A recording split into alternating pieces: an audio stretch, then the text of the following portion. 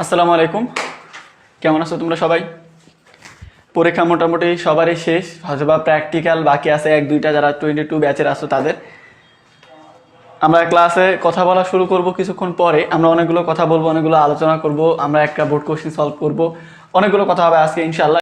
আজকের ক্লাসটা কি সম্পর্কে বা আজকের ক্লাসে কি কি বিষয়ে কথা হবে? মূলত আজকের ক্লাসে আমি তোমাদের বিগত বছরে ঢাকা বিশ্ববিদ্যালয়ে আসা এক সেট কোশ্চেন সমাধান করাবো।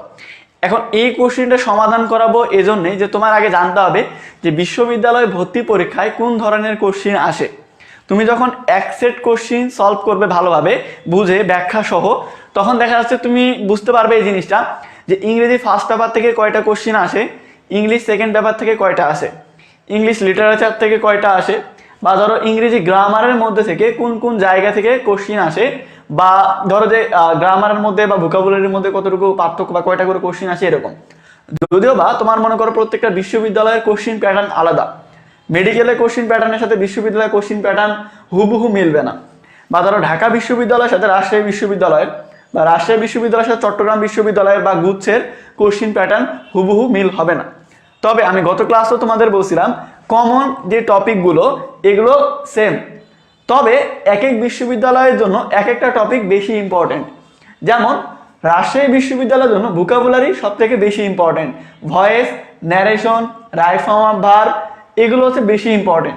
ঢাকা বিশ্ববিদ্যালয়ের জন্য এখানে ফার্স্ট পেপার থেকে 50% কোশ্চেন করতেছে, সেকেন্ড পেপার থেকে 50%। সেকেন্ড পেপারের মধ্যে ভোকাবুলারির মধ্যে সিনোনিম অ্যান্টোনিম অ্যাপ্রোপ্রিয়েট কোয়েশ্চেন এগুলো থেকে এক দুইটা করে কোশ্চেন করতেছে, বাকিগুলো গ্রামার পার্টের মধ্যে ক্লজ বা ফ্রেজ থেকে একটা করতেছে, এরকম করে। মানে তোমাদেরকে আমি বুঝাই দিচ্ছি কোশ্চেন সেট সলভ করানোর সময়। তবে তোমাদেরকে প্রথমে এটা বলে দিচ্ছি যে ক্লাসটা আজকে কি সম্পর্কে। আচ্ছা, শুধুমাত্র যে আমরা এক সেট প্রশ্ন সমাধান করবো এমনটা না, এর ফাঁকে আমি তোমাদের কিছু জিনিস বুঝাই দিব যেগুলো অ্যাডমিশনের জন্য খুব জরুরি। কারণ আজ থেকে 2-3 বছর পরে, ধরো আজ থেকে 5-6 মাস পরে যখন তোমার বিশ্ববিদ্যালয় ভর্তি পরীক্ষা কমপ্লিট হয়ে যাবে, কিন্তু দুর্ভাগ্যবশত তোমার কোথাও চান্স হবে না, তখন তুমি তোমার ভুলগুলো বুঝতে পারবে যে আমি এই ভুলটা করছিলাম বিধায় আমার বিশ্ববিদ্যালয়ে চান্স হয়নি, আমার এই জিনিসটা করা দরকার ছিল, তাহলে হয়তো বা আমার চান্স হইতো। এই যে তোমাদের আফসোসগুলো, যে ভুলগুলো করে থাকো, ওগুলো নিয়ে আলোচনা করব যে কি প্ল্যান করলে, কি মানে তোমার হচ্ছে পরিকল্পনা করলে তুমি বিশ্ববিদ্যালয়ে চান্স পাওয়া তোমার জন্য অনেক ইজি হবে, এগুলো নিয়ে আগে কথা বলবো। কারণ ক্লাস তো আমি আরো নেব, আজ থেকে ক্লাস না শুরু হলো। আমার পেইড কোর্সের ক্লাস শুরু হবে 28 তারিখ থেকে, ফ্রি কোর্সের ক্লাস আজ থেকে শুরু হলো। অর্থাৎ ফ্রি কোর্সের ক্লাস আরো যেহেতু হবে, অর্থাৎ ক্লাস অনেকগুলো হবে, তবে এই গাইডলাইন সেশনগুলো খুব একটা বেশি হবে না, এগুলো সব থেকে বেশি জরুরি। কারণ এখন যে স্টুডেন্টগুলো ক্লাস করতেছে, ধরো 320 জন, 320 জনের মধ্যে হয়তো বা দেখা যাচ্ছে 150 জন স্টুডেন্ট আমার পেইড কোর্সের যারা অলরেডি ভর্তি হয়ে গেছে, যারা 100% কনফার্ম তারা ইউনিভার্সিটি অ্যাডমিশন প্রিপারেশন নিচ্ছে, তারা তাদের সর্বোচ্চটা চেষ্টা করবে যাতে করে বিশ্ববিদ্যালয়ে একটা সিট পায়। বাকি 150 জন এখনো কনফিউশনের মধ্যে আছে যে ভাই আমি বিশ্ববিদ্যালয় মানে প্রস্তুতি নিব কি নিব না, এটার জন্য আমি কষ্ট করবো কি করবো না, আমার তো টাকা পয়সা নেই হাতে, আমি টাকা ম্যানেজ করবো কি করবো না, আদৌ আমি মানে পরীক্ষা দিব কি দিব না, এরকম দ্বিধাদ্বন্দ্বের মধ্যে আছে। অনেকে আবার দ্বিধাদ্বন্দ্বের মধ্যে আছে যে রেজাল্ট আশানুরূপ হবে কিনা, রেজাল্ট খারাপ হলে টাকাটা নষ্ট হবে, এই হ্যান ত্যান। তো তাদের জন্য হলো আমাকে গাইডলাইন সেশনগুলো দরকার। পেইড কোর্সের যে মানে ধারণা আছে এরকম না, আমার পেইড কোর্সে এমন অনেক স্টুডেন্ট আছে যারা ফেসবুক সম্পর্কে অতটা ভালো করে বোঝে না, কিন্তু ভর্তি হয়ে গেছে, যে কোনো একদিন ক্লাস দেখছে ডিসকাউন্ট সম্পর্কে জানে, ভর্তি হয়ে গেছে, এরকম অনেক স্টুডেন্ট আছে। এই ক্লাসটা হচ্ছে এইচএসসি 22 ব্যাচের যারা ইউনিভার্সিটি অ্যাডমিশন পরীক্ষা দিচ্ছে। 23 বা 24 ব্যাচে যদি কেউ ক্লাস করো তোমাদের কোনো সমস্যা হবে না, কারণ ক্লাস থেকে কখনো যে দেখা যাচ্ছে তুমি খারাপ কিছু পাবে এমনটা না। এখন তুমি যদি ক্লাসটা না করো তুমি কি করবে? তাহাজ্জুদে নামাজ পড়বে? এখন কিছু তো করবে না, কি করবে? বসে বসে ফোনই তো টিপবে আন্দাজে। তার থেকে ক্লাসটা করো, একটা দুইটা কিছু হলো তো শিখতে পারবে, তাই না? আচ্ছা, তো আমাদের এখানে প্রথমে আমি তোমাদেরকে আর কি ব্যক্তিগতভাবে একটা জিনিস দেখাই, যেটা আমি স্পেশাল তোমাদের জন্য রাখছি। সেটা হচ্ছে সুলতান মুভি দেখছো না সালমান খানের সুলতান মুভিতে কি হয় যে দেখা যাচ্ছে সালমান খান মানে শুরুর দিকে কি করে, ডিশ ইন্টারনেট ব্যবসা করে। সালমান খানের এই যে মুভি দেখেন, এই যে বক্সিং টাইপের একটা মুভি আছে সুলতান, আনুষ্কা আছে। তো ওই মুভিতে কি করে সালমান খান দেখা যাচ্ছে আনুষ্কাকে কি করে মানে প্রপোজ করতে যায় আর কি, ডিশ ইন্টারনেট চাকরি করার পিছন পিছন ঘুরে। তো দেখা যাচ্ছে ওকে প্রপোজ করে, তখন কি করে আনুষ্কা ওকে থাপ্পড় মারে একটা। তারপরে কি করে ওর মনের মধ্যে একটা জেদ কাজ করে যে আমি কি হবো, আমিও ফাইটিং শিখবো, আমিও মনে করো যে তোমার রেসলিং শিখবো, রেসলিং শিখে আমিও ওর সমকক্ষ হবো, তারপরে বিয়ে করবো, এরকম টাইপের একটা মানে কাজ করে। ওই জিনিসটা তোমাদেরকে একটু দেখাই দাও। তোমাদের জন্য একটু কাট করে রাখছি জিনিসটা।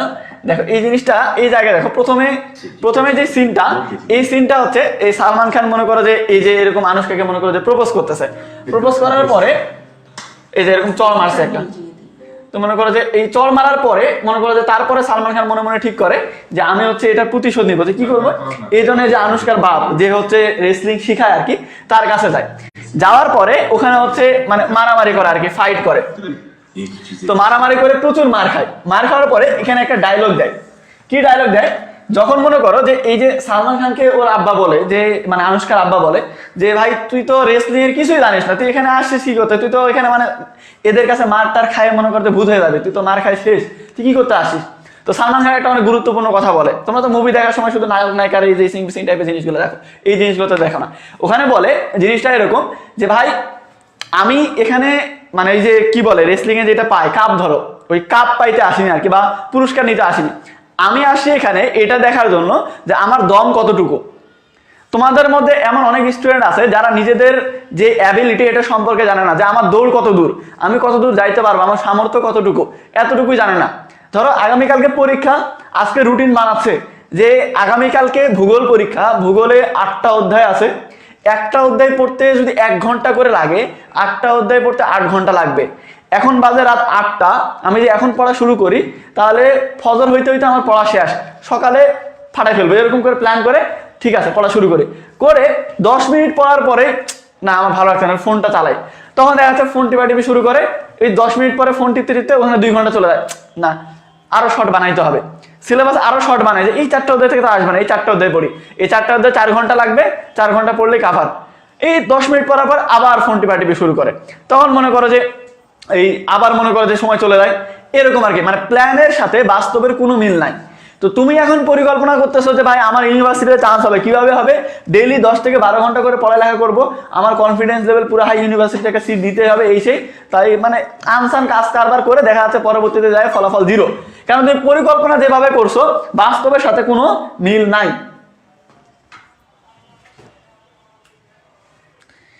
এই জন্যই আমি প্রথম ক্লাসে বলছিলাম তোমাকে শর্ট অ্যানালাইসিস একটা জিনিস আছে, ওটা তোমাকে জানতে হবে যে তোমার স্ট্রেংথ কি কি, তোমার হচ্ছে কি বলে আমাদের কমার্সের ভাষায় এটাকে বলা হচ্ছে শর্ট অ্যানালাইসিস। সেই জিনিসটা কি, এটা হচ্ছে যে তোমাকে জানতে হবে যে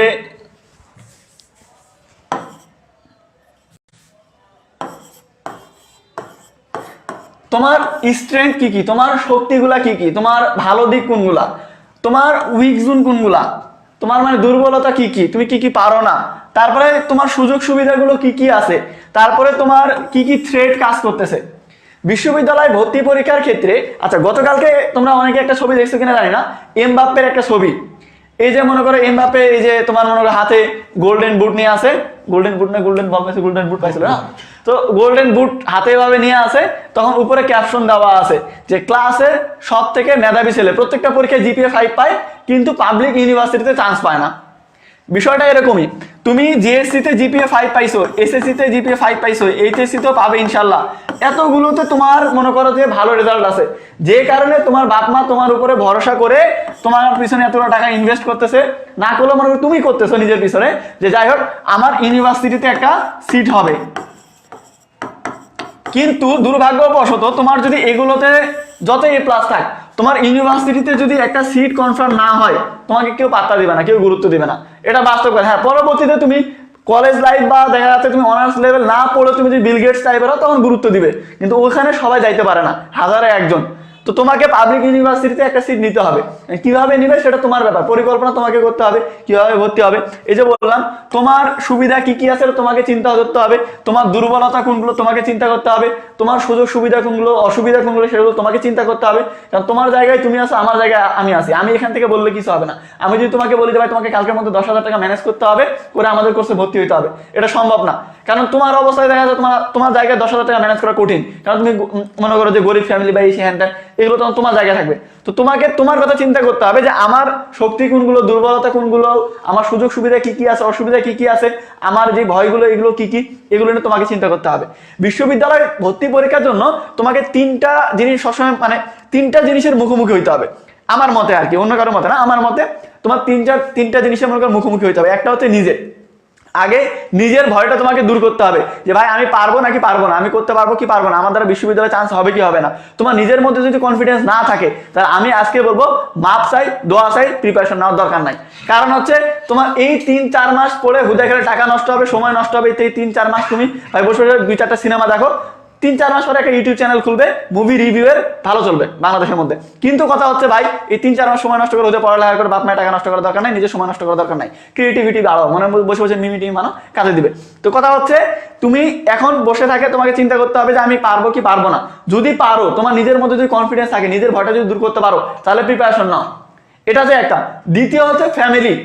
তোমার ফ্যামিলির মধ্যে তোমার ফ্যামিলিতে তোমার উপর কনফিডেন্স না থাকে, অধিকাংশ স্টুডেন্টের আমার দেখা যাচ্ছে আমার কোর্সে যে 60-70 জন স্টুডেন্ট ভর্তি হয়েছে এ পর্যন্ত, অধিকাংশ স্টুডেন্ট হচ্ছে গরিব ফ্যামিলি। এটা আমি আজকেও পোস্ট করে বলছি যে অনেকেই বলে যে আমি গরিব ফ্যামিলি, আমার বাপ মায়ের টাকা নাই। ভাই কতজনের বাপ মায়ের টাকা আছে? কতজনের বাপ মা তাকে হচ্ছে লাখ লাখ টাকা দেয় যে অ্যাডমিশন কর, যা করে খা, এরকম কতজনের বাপ মা আছে? এরকম সবার বাপ মা হয় না। তো তোমার নিজেরটা দেখতে হবে। আজ থেকে 10 বছর পরে তোমার যখন ছেলে মেয়ে হবে, বা আজ থেকে 20 বছর পরে তোমার যখন ছেলে মেয়ে হবে, তুমি কি গল্প শোনাবে যে আমার বাপ মা আমাকে টাকা দেয়নি তাই পড়তে পারেনি, নাহলে আমি আজকে ঢাকা বিশ্ববিদ্যালয়ে পড়তাম। ধরে থাপড়াবে তখনকার যুগে তোমার ছেলে পেলে, এখন সম্মান দিবে পরে থাপড়াবে, না হলো পিছনে যায় বলবে হ্যাঁ খালি পামনি, মানে এটা বাস্তব কথা। কারণ হচ্ছে তুমি তোমার বাপ মায়ের দোষ দিয়ে তখন পার হতে না। তুমি এখন যদি কষ্ট করে নিজে থেকে কিছু করতে পারো, ওইটা তুমি তখন বলতে পারবে যে আমার বাপ অনেক গরিব ছিল, আমার বাপ আমাকে 1 টাকা দেয়নি, আমার পরিবার আমাকে একটুও সাপোর্ট দেয়নি, আমি নিজের বলে নিজের টিউশনি করায় টাকা ধার দেনা করে এই সেই করে আমি আজকে এই জায়গায় আসি। ওটা সফলতা, তোমার সফলতা তোমার থাকবে। কিন্তু এই যে ব্যর্থতার ভাগ তখন তুমি অন্য কাউকে দিতে পারবে না, কেউ তোমার ভাগ নেবে না ব্যর্থতার ভাগ। এই দেখো নির্বাচনের সময় দেখছো, আচ্ছা তুমি এই যে আমাদের যে দল ক্ষমতায় আছে আওয়ামী লীগ, ধরো এখন আওয়ামী লীগের প্রত্যেকটা আমাদের যতগুলো নেতা আছে, যতগুলো লোক আছে, সবাই মনে করো আওয়ামী লীগ করি আমরা, যতজন আছে বাংলাদেশের মধ্যে 16 কোটি মানুষ আওয়ামী লীগ বা 20 কোটি মানুষ আওয়ামী লীগ। কিন্তু কোনো একটা বড় নেতাও যদি কোনো কেলেঙ্কারি করে, কোনো একটা লিঙ্ক যদি ভাইরাল হয়, পরের দিনই উপর লেভেল থেকে বলবে এ আমাদের নেতা না, একে বহিষ্কার করে দিছি। এতদিন ভালো কাজ করতেছিল ও আমাদের দলে, পরেও আমাদের দলের ভুক্ত না। তুমি যখন সফলতা অর্জন করবে ওটার ভাগিদার সবাই নেবে। তোমার ফ্রেন্ড স্ট্যাটাস দিবে আমার বন্ধু চান্স পাইছে, তোমার বাপ গর্ব করে বলবে যে আমার ছেলে অমুক জায়গায় চান্স পাইছে। কিন্তু একবার ব্যর্থ হোক, কেউ ওটার ভাগ নেবে না, কেউ বলবে না যে আমার দোষে ব্যর্থ হয়েছে, কেউ বলবে না যে এটা হয়েছে ওইটা হয়েছে। বুঝতে পারছো? তো নিজের লাইফ তোমাকে নিজেকে বুঝতে হবে তুমি পারবে কিনা। যদি মনে হয় যে পারবে, তাহলে ফ্যামিলি সাপোর্ট চিন্তা করো। যদি ফ্যামিলি সাপোর্ট করে ভালো, যদি সাপোর্ট না করে আরো ভালো। এখন হচ্ছে 3 নাম্বার পয়েন্ট। 3 নাম্বার পয়েন্ট হচ্ছে পাড়া প্রতিবেশী, ফ্রেন্ড, এই সেই হ্যান ত্যান।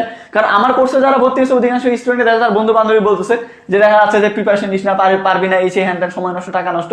তাই এগুলোতে কান দেওয়ার দরকার নাই। তুমি যখন একটা ভালো জায়গায় চান্স পাবে তখন ওরা তোমার পা ধোয়া পানি খাবে। এটা বাস্তব। পা ধোয়া পানি ওইভাবে না খাইলেও কিন্তু ওইভাবে খাবে, মানে বাঙালি তো সোজাসুজি খায় না, অন্যভাবে খাবে। বুঝতে পারছো বিষয়টা?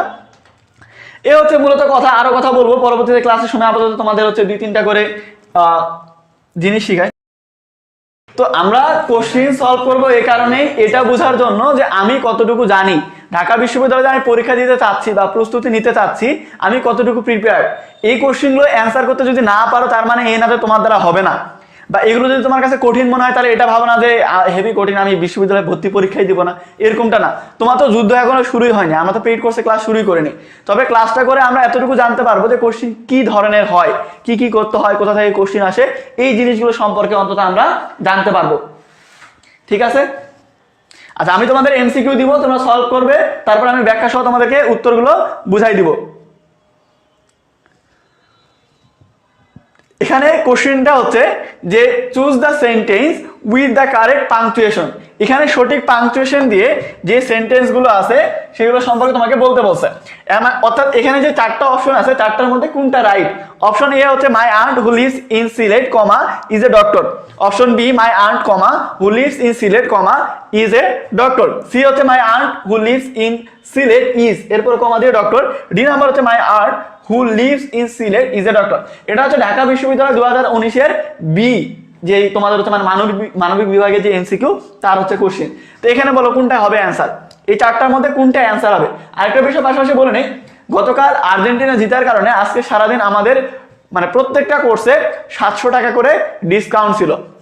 এটা মেয়াদ বৃদ্ধি করলাম আগামীকাল পর্যন্ত, অর্থাৎ আগামীকালকে চাইলেও কেউ 700 টাকা ডিসকাউন্টে আমাদের প্রত্যেকটা কোর্সে ভর্তি হইতে পারবে। আমাদের যেটা 23 ব্যাচের কোর্স, সেই 23 ব্যাচের কোর্সে 3570 টাকা থেকে কমায় 2870 টাকা করা হয়েছে, যেটা মনে করো তোমাদের ইংরেজি কোর্স যে দুইটা, একটা হচ্ছে স্পেশাল, একটা হচ্ছে ড্রিম, দুইটাতে 700 টাকা ডিসকাউন্ট পাবে। খ ইউনিট গ ইউনিট যেটা দুইটাতেই 700 টাকা ডিসকাউন্ট পাবে। অর্থাৎ আমাদের যতগুলো পেইড কোর্স আছে সবটাতেই 700 টাকা ডিসকাউন্ট আগামীকালকেও পাবে। তো যারা যারা ভর্তি হওনি আগামীকালকের মধ্যে ভর্তি হয়েও তোমাদের ক্লাস শুরু হবে 28 তারিখ থেকে। দ্রুত দ্রুত অ্যান্সার করতে হবে। এখানে যদি ভয় অ্যান্সার কোনো পরীক্ষায় হলে কি করবে? আরেকটা বিষয়, ঢাকা বিশ্ববিদ্যালয় বা অন্যান্য বিশ্ববিদ্যালয় কিন্তু অধিকাংশ বিশ্ববিদ্যালয়ে নেগেটিভ মার্ক থাকে। নেগেটিভ মার্ক বোঝো, নেগেটিভ মার্ক হচ্ছে যে তুমি এখন মনে করো 15টা তোমাকে এমসিকিউ দাগাইতে হবে এইচএসসি পরীক্ষায়, 15টা দাগাইছো, 15টার মধ্যে 13টা হয়েছে, 12টা হয়েছে, 3টা ভুল গেছে, সমস্যা নেই, 12 নাম্বার পাবে। কিন্তু এখানে যে 3টা ভুল করছো ওই 3টার জন্য আবার নাম্বার কাটা যাবে, এটাকে বলা হচ্ছে নেগেটিভ মার্ক। অর্থাৎ তুমি আন্দাজে যদি দাগাও তাহলে কিন্তু ধরা খাবে। আর ঢাকা বিশ্ববিদ্যালয়ে কিন্তু এই যে তুমি যদি বিগত বছরের যদি রেজাল্ট গুলো দেখো, প্রত্যেকটা বছর দেখবে ঢাকা বিশ্ববিদ্যালয় A unit, B unit, C unit, D unit এগুলোতে দেখবে যে পাশের হার হচ্ছে 10%, 11%, 9%, 8% এরকম, মানে 10 to 15। ধরা যাচ্ছে 10 থেকে 15% স্টুডেন্ট পাস করে, চান্স পায় না, পাস করে, পাস, বাকি 85% স্টুডেন্ট ফেল করে। পরীক্ষা কিন্তু যত মতো কত আমাদের পাড়ার এলাকা ছেলে পেলে এরা দেয় না, যারা পরীক্ষা ফেল করে এরা না, পরীক্ষা দেয় সব বাসায় কিন্তু ভালো ভালো ছেলে, কারণ আবেদন করার জন্য ন্যূনতম একটা যোগ্যতা লাগে। তো পরীক্ষা যারা দেয় সবাই কিন্তু ভালো স্টুডেন্ট, ভালো মেধাবীদের মধ্যে থেকে দেখা যায় 85% স্টুডেন্ট ফেল করে। কোন সাবজেক্টে? ইংরেজিতে। কেন ফেল করে? এমন না যে কোশ্চিন খুব হার্ড হয়, বিষয়টাতে কোশ্চিন অনেক ইজি হয় বিদায় ফেল করে। কিরকম ইজি? বেসিক থেকে কোশ্চিন হয়, তোমরা সারা যেমন মুখস্থ করে আসছো প্যারাগ্রাফ, লেটার, ইমেইল, হ্যান ত্যান, এরকম না, এই কোশ্চিনগুলো হচ্ছে বেসিক থেকে হয়। কিরকম বেসিক থেকে? দেখো এখানে অধিকাংশ অ্যান্সার করছে D number, D number answer right. এখন অনেকে তোমার মুখে বি নাম্বার করছে, অনেকে এ নাম্বার, সি নাম্বার করছে, যারা হয়তো জানে না জিনিসটা। তো এইটা বলছে পাংচুয়েশন, এখানে পাংচুয়েশনের মধ্যে অ্যাপোজিটিভের ব্যবহার দিছে। এখানে কিসের ব্যবহার দিছে? পাংচুয়েশনের মধ্যে ব্যবহারটা হচ্ছে অ্যাপোজিটিভের ব্যবহার। কিরকম? এখানে হচ্ছে ধরো তুমি কাউকে সম্বোধন করতেছো, যেমন ধরো অ্যাপোজিটিভ হলে তোমার হচ্ছে দুই দিকে কমা হবে, যদি অ্যাপোজিটিভ হয়, মানে এটার ব্যবহার হচ্ছে অ্যাডজেক্টিভ ক্লজের, কিন্তু যদি অ্যাপোজিটিভ হয় তাহলে মনে করো যে দুই দিকে কমা থাকবে। যেমন তুমি যদি মনে করো যে বললে যে বনি ভাই আওয়ার ইংলিশ টিচার, তো এখানে ধরো অ্যাপোজিটিভটা হচ্ছে যে নাউন ফ্রেজের মতো অনেকটা, যে যেটা কমার মধ্যে থাকবে ওইটা ছাড়াও সেন্টেন্স তৈরি করা যায়, অথবা এটার পরিবর্তে এটা ব্যবহার করা যায়। যেমন তুমি বনি ভাই সম্পর্কে বলতেছো যে বনি ভাই ইজ এ কিউট বয়, বনি ভাই অনেক কিউট ছেলে। এখন তুমি বনি ভাই সম্পর্কে যা বলবে, বনি ভাইকে তুমি বলতে পারো বনি ভাই আমাদের ইংরেজি টিচার, বনি ভাই অমুক তমুক, তুমি যা বলবে এটা কমার মধ্যে রাখতে পারো, দুইটা কমার মধ্যে, এটা হচ্ছে অ্যাপোজিটিভ। আবার তুমি এটা বাদ দিতে পারো, বলতে পারো our English teacher is a cute বয়, আমাদের যে ইংরেজি শিক্ষক সে হচ্ছে কিউট বয়, তো এটার পরিবর্তে এটা দিতে পারবে। অর্থাৎ অ্যাপোজিটিভ হলে দুই দিকে কমা থাকবে, আর অ্যাপোজিটিভ যদি না হয় তাহলে একদিকে কমা, যেরকম এটার মধ্যে।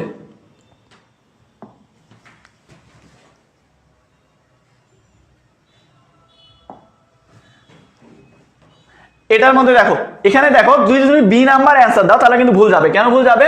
কারণ হচ্ছে যে এখানে দুই দিকে কমা আছে, কিন্তু এটা কিন্তু অ্যাপোজিটিভ না, এটা হচ্ছে অ্যাডজেক্টিভ ক্লজ। কারণ এটা হচ্ছে নাউন, মনে করো এটা হচ্ছে নাউন, নাউন সম্পর্কে তথ্য দিচ্ছে, নাউন সম্পর্কে তথ্য দিলে সেটা কি হয়ে যায়? সেটা হয়ে যায় অ্যাডজেক্টিভ। এটা হচ্ছে পুরোটা মিলে একটা ক্লজ, সাবজেক্ট ভার্ব, এটা থাকলে হচ্ছে ক্লজ বলা হয়, সাবজেক্ট প্লাস সাইনেট ভার্ব থাকলে ক্লজ বলা হয়। তো এটা হচ্ছে কি ক্লজ? অ্যাডজেক্টিভ ক্লজ, কারণ নাউন সম্পর্কে তথ্য দিছে। এই যে ছোট ছোট জিনিস তুমি যখন ক্লজ পড়বে, ক্লজ এত বড় একটা জিনিস, এত বড় জিনিস থেকে এতটুকু জায়গা থেকে এরকম কোশ্চেন আসে, তা আবার কনফিউজিং, তোমার মনে হতে পারে অ্যাপোজিটিভ দিব নাকি ক্লজের ব্যবহার দিব, কোনটা দিব। জিনিস সোজা, ছোট একটা জিনিস বেসিক ইংলিশ থেকে আসে, তোমার কাছে কঠিন মনে হবে। বুঝা গেছে? আচ্ছা, বুঝতে পারছো এই কোশ্চেন? এরপরে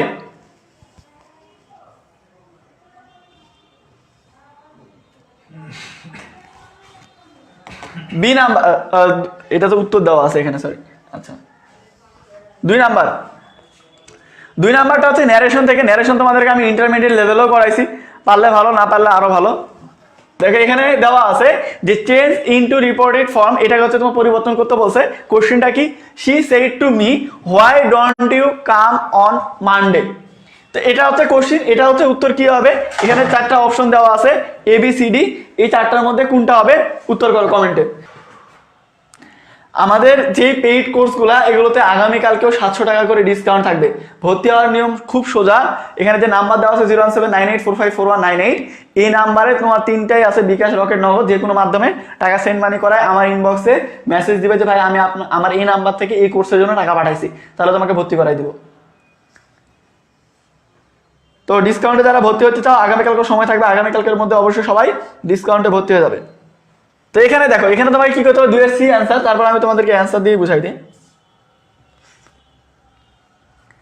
তাহলে সেন্টেন্সটা কি, সেন্টেন্সটা হচ্ছে প্রথমত আমাদেরকে কি চেঞ্জ করতে হয়, এই জায়গাটা রিপোর্টিং ভার্ব। তো আমাদের কি করতে হবে, যেহেতু আমাদের সেন্টেন্সটা হচ্ছে ইন্টারোগেটিভ, তাই এখানে ইন্টারোগেটিভের জন্য এখানে আস্ক দিতে হবে। এরপরে WH ওয়ার্ড থাকলে, এখানে যদি WH কোশ্চেন থাকে তাহলে WH থাকবে, অর্থাৎ হোয়াই থাকবে। তারপরে ভার্ব মানে টেন্সের পরিবর্তন, টেন্স পরিবর্তনের ক্ষেত্রে এখানে দেখো ডন্ট আছে, প্রেজেন্ট ইনডিফিনিট, প্রেজেন্ট ইনডিফিনিট থাকলে কি হবে, পাস্ট ইনডিফিনিট, অর্থাৎ ডন্টটা হয়ে যাবে ডিড নট। সাবজেক্ট কি আছে, ইউ, ইউটা কি হবে, ইউ কাকে ধরবে, সেকেন্ড পারসন, এই যে এটা কোন নাম্বার ফর্মে আছে, এটা আছে 1 নাম্বার ফর্মে, তাই এটা হবে 1 নাম্বার ফর্ম, অর্থাৎ মিটা হয়ে যাবে আই, তাহলে আই ডিড নট গো। এখানে কাম থাকলে কি হবে, কাম থাকলে হবে গো, তারপর অন মানডে। অধিকাংশ স্টুডেন্ট রাইট করছে, দেখা যাচ্ছে 90% স্টুডেন্ট রাইট করছে। তারপর তোমাকে বুঝাই দিলাম 2 এর কি হবে, 2 এর সি হবে অ্যান্সার। এরপরে 3 নাম্বারটা, 3 নাম্বারটা বলছে যে Coleridge's poem the rhyme of the ancient Mariner is a. এই যে কলেরিজের যে তোমার হচ্ছে কবিতাটা আছে, এই যে অ্যানসিয়েন্ট ম্যারিনার, এই কবিতাটা কোন ধরনের কবিতা সেটা বলতে হবে তোমাকে। তো এটা কি হবে, এটা হবে ব্যালেড। ব্যালেড মানে কি, ব্যালেড মানে হচ্ছে তোমার লোককথা যেটা, তো এটা হচ্ছে লোককথা টাইপের আর কি। এটা বোঝানোর কিছু নাই, কারণ এখানে গ্রামার ট্রামার কিছু নাই, শুধুমাত্র এখানে বলা আছে the rhyme of the ancient mariner, এটা কোন ধরনের কবিতা, এটা হচ্ছে লোককথা, সেটা হবে ব্যালেড, ডি নাম্বার। আচ্ছা 4 নাম্বার, এটা হচ্ছে তোমাদের বইয়ের টেক্সট বুকের যে হচ্ছে school boy, the school boy যে কবিতা আছে সেখান থেকে কোশ্চেন করা হয়েছে। The poet William Blake has compared the school boy to, যে তার যে কবিতা ছিল, ওই কবিতায় যে স্কুল বয় ছিল সেটাকে সে কিসের সাথে তুলনা করছে, a prisoner, a great scholar, a caged bird, a brave warrior, কার সাথে তুলনা করছে। ইংলিশ ফার্স্ট পেপারের মধ্যে এই কবিতাটা আমি তোমাদের পরীক্ষার আগে পড়াইছিলাম, এটা থেকে উত্তর করে দেখি কি পড়ছো তুমি, মনে আছে কতটুকু।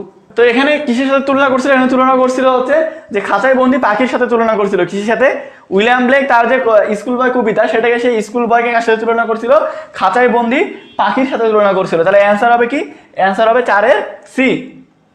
আচ্ছা 5 নাম্বার দেখো, in the sentence the rescuer snatched the children from a perfect storm, this phrase means, এখানে যে একটা ফ্রেজ ব্যবহার করা আছে বাগধারা, এ পারফেক্ট স্টর্ম, এই শব্দটার অর্থ কি, এই তোমার হচ্ছে শব্দের অর্থ বলতে বাংলাতে করতে বলা হবে না, ইংরেজিতে করা হবে। তো হচ্ছে guest mind the worst situation, grave ইনলেস, a great challenge, এগুলোর মধ্যে কোনটা হবে। এখানে একটা ফ্রেজ আছে সেন্টেন্সের মধ্যে, পারফেক্ট স্টর্ম, এটার অর্থ কি, সেটা হচ্ছে দ্য ওস্ট সিচুয়েশন, অর্থাৎ হচ্ছে যে খুব একটা খারাপ অবস্থা। এ পারফেক্ট স্টর্ম শব্দের বাংলা অর্থ বিষণ্ণ মনোভাব টাইপের, বা মনে করো যে খারাপ অবস্থা টাইপের, তার কি হবে 5 এর বি। আচ্ছা 6 number, the word emancipation means, এই যে নেলসন ম্যান্ডেলা যে প্যাসেজ আছে না, নেলসন ম্যান্ডেলা প্যাসেজের শুরুতে আছে, তার মধ্যে ইমানসিপেশন নামে একটা শব্দ ছিল। তো ইমানসিপেশন শব্দের অর্থ কি, অ্যাডভোকেট, লিবারেশন, ইনগেজ, পোর্ট্রেট, এখানে কি হবে বলো। আমি কিন্তু তোমাদের বারবার বলতেছি যে ডিসকাউন্টে ভর্তি হওয়ার লাস্ট ডেট কিন্তু আগামীকাল, আরো একদিন বাড়াই দিছি, 700 টাকা করে ডিসকাউন্ট পাচ্ছ প্রত্যেকটা কোর্সে। যারা যারা ভর্তি হইতে চাও আগামীকালকে অবশ্যই ভর্তি হয়ে যাবে, প্রত্যেকটা কোর্সের ডিটেলস উপরে দেওয়া আছে, না বুঝলে আমার ইনবক্সে মেসেজ দিবে। আচ্ছা অধিকাংশ স্টুডেন্ট রাইট অ্যান্সার করতেছে, এটা অ্যান্সার হবে B, the word emancipation means হচ্ছে লিবারেশন, মানে ইমানসিপেশন মানে কি মুক্তি, আর লিবারেশন মানে তাই স্বাধীনতা বা মুক্তি, অতএব হচ্ছে এখানে কি হবে, বি নাম্বার হবে। আচ্ছা 7 number, we have not been given dash update on the patient's condition, এখানে কি হবে, some, none, any, much, we have not been given dash update on the patient's condition, some, none, any, much, চারটার মধ্যে কি হবে। ডিটারমিনারের ব্যবহার, determiner আমি তোমাদের অ্যাডমিশনে পড়াবো, ডিটারমিনার খুব সূক্ষ্ম জিনিস, ছোট ছোট জিনিস, এটা পড়তে হবে। এখানে কি হবে বলো। আচ্ছা অনেকের অ্যান্সার হয়েছে, অনেকেরটা হয়নি, এখানে অ্যান্সার হচ্ছে এনি হবে। কেন হবে, কারণ সেন্টেন্সটা হচ্ছে নেগেটিভ, যখন নেগেটিভ সেন্টেন্স হয় তখন এখানে ডিটারমিনার দিতে হয় হচ্ছে any. We have not been given any update on the patient's condition. আচ্ছা এটা দেখো, এখানে বলছে there is a liberation school, তারপর হচ্ছে church building of the university of Dhaka, এখানে কি হবে বলো, before, in front of, beside, তারপর হচ্ছে অ্যাট দ্য ব্যাক, আচ্ছা, তো এখানে কি হবে, এখানে কি হবে, ইন ফ্রন্ট অফ, সামনে, কার সামনে, যে ঢাকা বিশ্ববিদ্যালয়ের এই যে অমুক ভবনের সামনে, এখানে কি বলা হয়েছে, ঢাকা বিশ্ববিদ্যালয়ের এই যে কলা বিভাগের সামনে এই যে এই স্থাপত্যটা আছে, তাহলে এখানে কি হবে, ইন ফ্রন্ট অফ, সামনে। তুমি যদি মনে করো বিফোর দা, তাহলে হবে না, কারণ বিফোরের পরে তোমার ব্যক্তির একটা বিষয় থাকে, এটা তো ব্যক্তির কথা বলা হয়নি, বস্তুর কথা বলা হয়েছে, এজন্য হবে in front of. 9 number, people lauded Mandela's humanity, kindness and dignity. In this sentence, the present form of the colored word is, আচ্ছা এখানে যে colored word আছে lauded, এই শব্দটা আসলে কি, এটা তোমার হচ্ছে সরি, এটার তোমার বলছে যে প্রেজেন্ট ফর্ম আর কি, মানে এই যে লাউডের শব্দটা আছে এটার প্রেজেন্ট ফর্ম কি, আমরা অনেক প্রেজেন্ট পাস্ট পাস্ট পার্টিসিপল পড়ি না, তো এই যে লাউডের শব্দ এটার প্রেজেন্ট ফর্ম কি, এই যে এটা এটা এটা এটা কোনটা হবে বলো, তো কি হবে, এখানে অ্যান্সার হবে লাউড। লাউড হচ্ছে প্রেজেন্ট ফর্ম, পাস্ট ফর্ম হচ্ছে লাউডেড, পাস্ট পার্টিসিপলও তাই, মানে 2 নাম্বার আর 3 নাম্বার ফর্ম একই, কিন্তু 1 নাম্বার হচ্ছে লাউড, লাউড লাউডেড লাউডেড, তাহলে এটা হবে ডি নাম্বার অ্যান্সার। যারা বি নাম্বার অ্যান্সার করছো বা সি নাম্বার করছো তাদেরটা ভুল। আচ্ছা 10 number, the word diaspora is related to, এটা কিন্তু ফার্স্ট পেপার থেকে কোশ্চেন, তোমাদের ফার্স্ট পেপারে একটা প্যাসেজ আছে ডায়াসপোরা, যেটা হচ্ছে শর্ট সিলেবাসের মধ্যে ছিল না, কিন্তু পরবর্তীতে পড়তে হবে। হ্যাঁ, গুরুত্বপূর্ণ কোশ্চেন। অনেকে যে কোশ্চেনটা করো যে ভাই পরীক্ষা শর্ট সিলেবাসে হবে নাকি ফুল সিলেবাসে হবে, এটা কিন্তু এখনো কেউ কনফার্ম করেনি। যখন রেজাল্টের পরে প্রত্যেকটা বিশ্ববিদ্যালয় সার্কুলার দিবে, ঠিক ওই সময়টাতে কিন্তু বিশ্ববিদ্যালয়গুলো বলে যে আমি শর্ট সিলেবাসে নেব, ফুল সিলেবাসে নেব। তারপরে দেখা যায় গত বছর মেডিকেলের পরীক্ষা নেওয়ার কথা ছিল শর্ট সিলেবাসে, নিচে ফুল সিলেবাসে, অন্যান্য জায়গাতে দেখা যাচ্ছে ফুল সিলেবাসে নেওয়ার কথা, নিচে শর্ট সিলেবাসে। তো কোশ্চিন কি টাইপের হবে এটা যারা কোশ্চিন মানে তৈরি করে তারাও নিজেরা খুব একটা ভালোভাবে জানে না, মানে ওই বিষয়গুলো মাথায় রাখে না। অতএব আমার মতে ফুল সিলেবাস প্রিপারেশন নেওয়া ভালো, শর্ট সিলেবাস নিলে ধরা খাইলে কিন্তু সমস্যা আছে। এজন্য হচ্ছে ফুল সিলেবাসে প্রিপারেশন নিতে হবে। তাহলে কি হবে, এটা ডায়াসপোরা কিসের সাথে, মানে ডায়াসপোরা এই শব্দটা কিসের সাথে সম্পর্কিত, বা এই যে ডায়াসপোরা জিনিসটার সাথে কার মিল আছে, সেটা হবে কি মাইগ্রেশন হবে, মানে অভিবাসী, যেটা ডায়াসপোরা মানে অভিবাসী, মাইগ্রেশন মানে হচ্ছে অভিবাসী। এরপরে হচ্ছে 11 নাম্বার কোশ্চেন। 11 নাম্বার কোশ্চেন বলছে choose the best interrogation form of, এই যে তোমার হচ্ছে ইন্টারোগেটিভ ফর্ম খুঁজে বের করতে বলছে, ট্রান্সফরমেশন, তোমাদের ইন্টারমিডিয়েট লেভেলে ছিল না শর্ট সিলেবাসের মধ্যে, ট্রান্সফরমেশন থেকে কোশ্চেন, যে এই যে এখানে একটা সেন্টেন্স দেওয়া আছে, এটা ইন্টারোগেটিভে রূপান্তর করতে হবে। সেন্টেন্সটা কি, এভরিওয়ান হেটস অ্যাসিড থ্রোয়িং, তো এভরিওয়ান হেটস অ্যাসিড থ্রোয়িং, এটাকে তোমাদের হচ্ছে কি করতে হবে, এই যে তোমার হচ্ছে ইন্টারোগেটিভে রূপান্তর করতে হবে। এখন বলো যে এটা কোনটা হবে, তাহলে কি হবে, এখানে ডি নাম্বার, ডি নাম্বারটা, ডি নাম্বার না, এখানে অ্যান্সার ভুল করছে, ডি নাম্বারটা হবে না, এখানে হচ্ছে হবে বি নাম্বারটা অ্যান্সার হবে, এখানে অ্যান্সার হবে বি নাম্বারটা। 11-এর অ্যান্সার হবে হচ্ছে বি, মানে এখানে একটু তুলতে ভুল করছে, 11-এর অ্যান্সার হবে হচ্ছে বি। যখন তোমার মনে করো যে এভরিওয়ান, তারপর হচ্ছে এভরিবডি, অল এরকম থাকবে, তখন হয় হচ্ছে হু, হু হচ্ছে দুইটার মধ্যে আছে, একটা হচ্ছে বি আর একটা হচ্ছে সি। সি হবে না, কারণ এখানে হচ্ছে এই যে ডাজ আছে, আবার এক্সেট্রা আছে, এই জন্য হচ্ছে তোমার হচ্ছে মানে ডাজ আছে নট নাই নাই, মানে ঝামেলা আছে, তো এখানে হবে হচ্ছে এটা আর কি, মানে বি হবে। তারপর হচ্ছে 12 নাম্বার, 12 নাম্বারটা বলছে যে an elected member can take the decision, the coloured word is used as a an, তো এখানে যে এই যে ইলেক্টেড শব্দটা যেটা কালার করে দেওয়া আছে, এই শব্দটা আসলে কি, ভার্ব, অ্যাডভার্ব, কনজাংশন, অ্যাডজেক্টিভ। এই যে আমি পার্টস অফ স্পিচ পড়াই ওই জায়গা থেকে, যে এই যে ইলেক্টেড শব্দটা কি ভার্ব, অ্যাডভার্ব নাকি কনজাংশন নাকি অ্যাডজেক্টিভ। এইচএসসি 23 ব্যাচের কোর্স ফি ফিক্সড ছিল। আমি এতদিন যে স্টুডেন্টগুলো এই কয়েকদিনে ভর্তি হয়েছে বিনা প্রচারে, তারা সবাই 3570 টাকা দিয়ে ভর্তি হয়েছে। এত কোর্স ফি রাখার কারণ হচ্ছে এর মধ্যে তুমি বই পাবে, গিফট পাবে, সব এর মধ্যেই। তোমাদের এইচএসসি 23 ব্যাচের পরীক্ষা কোন মাসে হবে চিন্তা করছো, কোন বছর হবে সেটা তো চিন্তা করেনি। সামনের বছর মারামারি হচ্ছে নির্বাচনে, সামনের বছর না হয় তার পরের বছর হইতে পারে। এখন যদি ধরে না সামনের বছর জুন মাসের দিকে হবে, তা কয় মাস, তাহলে এখন তোমার 7-8 মাস। 7 মাসে তুমি যদি 500 টাকা ধরো, এমনিতে তো তোমার 3500 টাকা হয়, কিন্তু এর মধ্যে বই পাবে, তুমি মনে করো যে 500-600 টাকার গিফট পাবে, খাতা কলম পাবে, অনেক কিছু পাবে। তো হচ্ছে সেই অনুযায়ী কোর্স ফি ঠিকই আছে। এখন তোমার যদি মনে হয় যে অন্যান্য অনলাইন প্ল্যাটফর্মে তুমি 500 টাকা দিয়ে ভিডিও রেকর্ডেড ক্লাস কিনে নেবে, তো কিনে নিতে পারো, তোমার ইচ্ছা।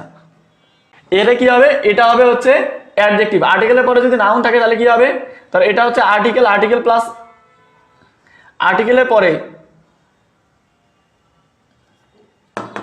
আর্টিকেলের পরে যদি নাউন থাকে তাহলে মাদার শব্দটা হয় হচ্ছে অ্যাডজেক্টিভ, তাহলে এটা কি হবে, এটা হবে হচ্ছে অ্যাডজেক্টিভ। আচ্ছা 12 আর 3টা কোশ্চেন আছে, আমরা সলভ করলাম, আমি তোমাদের এই জিনিসটা বুঝালাম এতটুকুই, যে তোমরা আসলে এই জিনিসটা বুঝতে পারছো কিনা।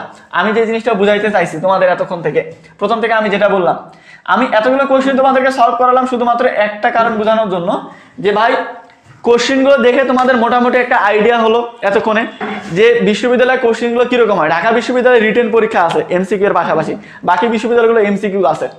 এখন বিষয়টা হচ্ছে তুমি অ্যাডমিশন পরীক্ষা দিবে কিনা এটা তোমার মানে একান্ত ব্যক্তিগত ব্যাপার। তুমি নিজেকে প্রশ্ন করো যে ভাই আমার দ্বারা হবে কিনা।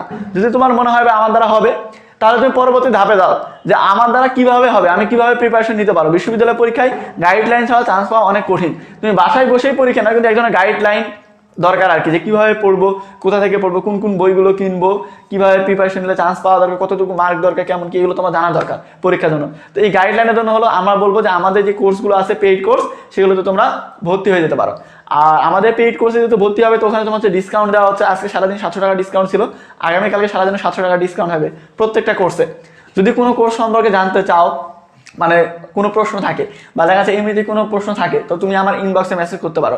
আমি যে আইডি থেকে ক্লাস নিচ্ছি এই আইডি থেকে তোমরা জানতে পারো। আর যদি কোর্সে সরাসরি ভর্তি হতে চাও তাহলে তোমাদেরকে তো আমি বললাম যেখানে কোর্স ফি দেওয়া আছে ওই পরিমাণে কোর্স ফি, যে নাম্বার দেওয়া আছে 01798454198, এই নাম্বারে বিকাশ, রকেট, নগদ সব আছে, সেন্ড মানি করে তুমি আমার ইনবক্সে মেসেজ দিবে।